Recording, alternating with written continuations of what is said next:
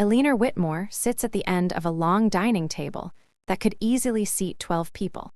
The table is made of polished oak, imported years ago from another country, chosen because it impressed guests who no longer come. A single cup of tea rests in front of her. Steam once rose from it. Now it is still. The house is quiet in a way that feels heavy, as if the walls themselves are holding their breath. Eleanor is 82 years old.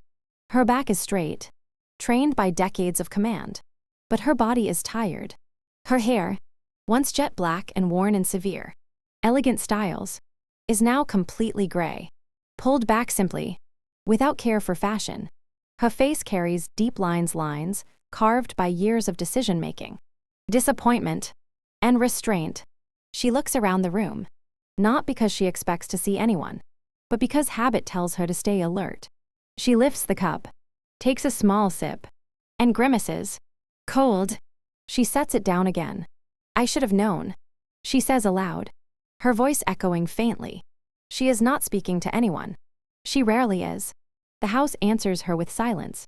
She pushes her chair back and stands slowly, steadying herself with one hand on the table.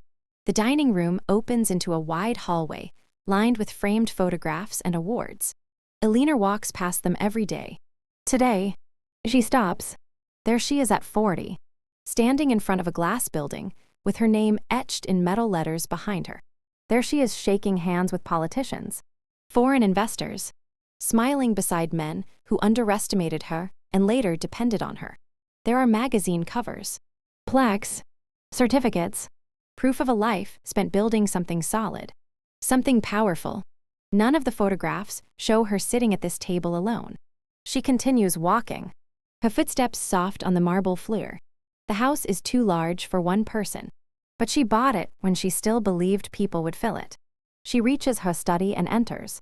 The room smells faintly of old books and leather. Floor-to-ceiling shelves hold volumes she once pretended to read when guests visited. The large desk is perfectly organized. Eleanor sits behind it, as she has done for decades. A knock comes at the door. Come in, Eleanor says, already knowing who it is. Mara steps inside. She is in her mid-30s, dressed neatly but simply.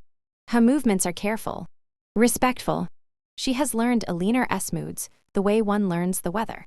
Good morning, Mrs. Whitmore, Mara says. It's still morning.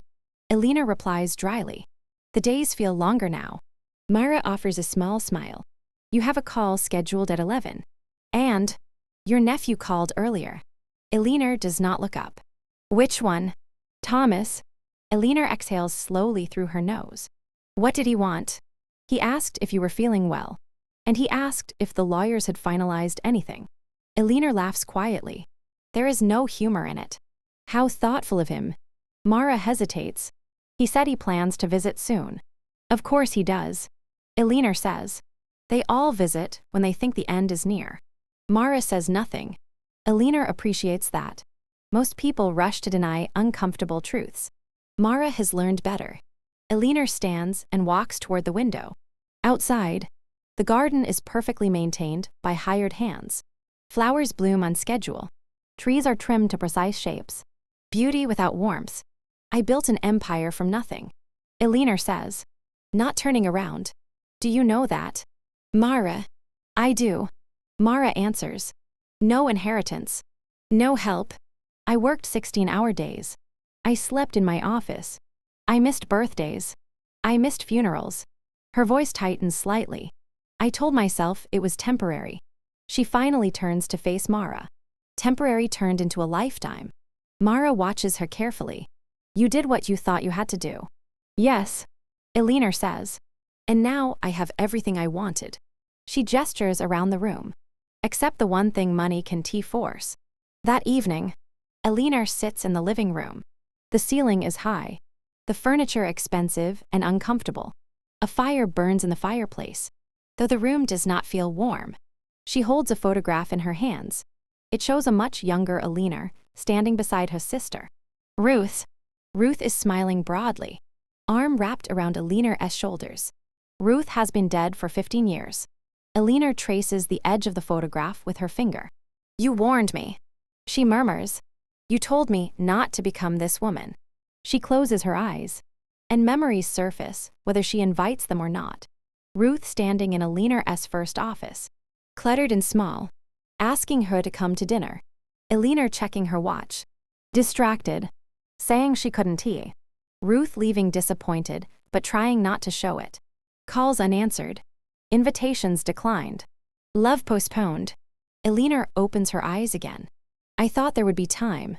She places the photo down and leans back, staring at the ceiling. The house creaks softly as it settles around her. Days pass in much the same way. Calls from liars. Messages from relatives who never ask real questions. Visits that feel like inspections rather than reunions. Eleanor grows thinner. Not from illness, but from disinterest. Food has lost its meaning. Sleep comes late and leaves early. One afternoon, Thomas arrives. He is well dressed, confident, carrying the faint impatience of someone waiting for an inheritance.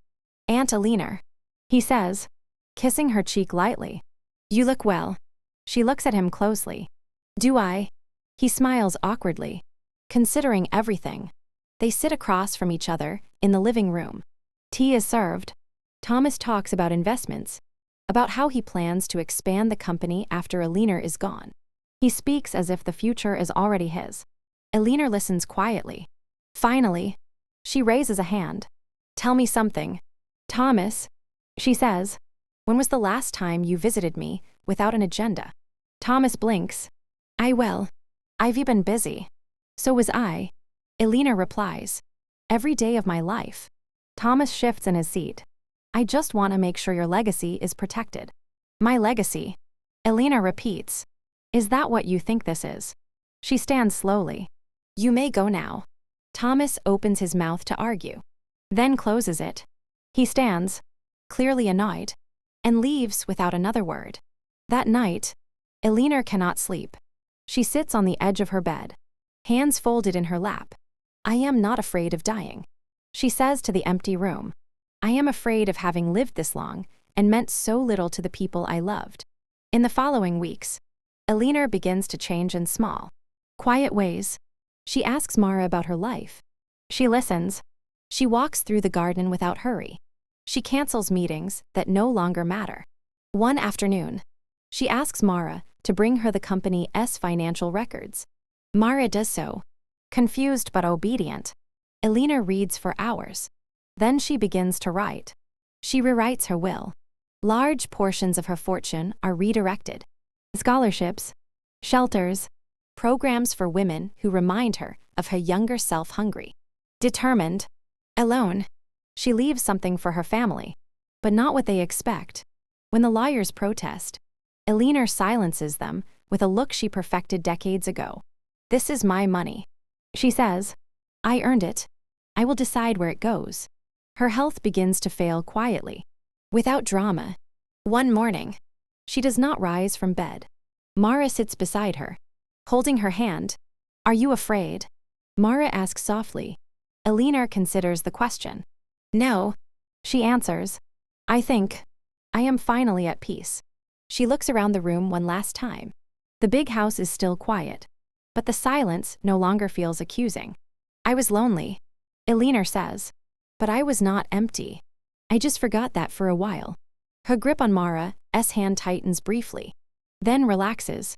When Eleanor Whitmore dies, her family is shocked not by her passing, but by what she leaves behind. The house is sold. The company continues, but it no longer bears only her name. Thousands of lives are changed quietly, steadily, and somewhere, in the memory of a woman who learned too late but still learned well. The quiet house finally rests,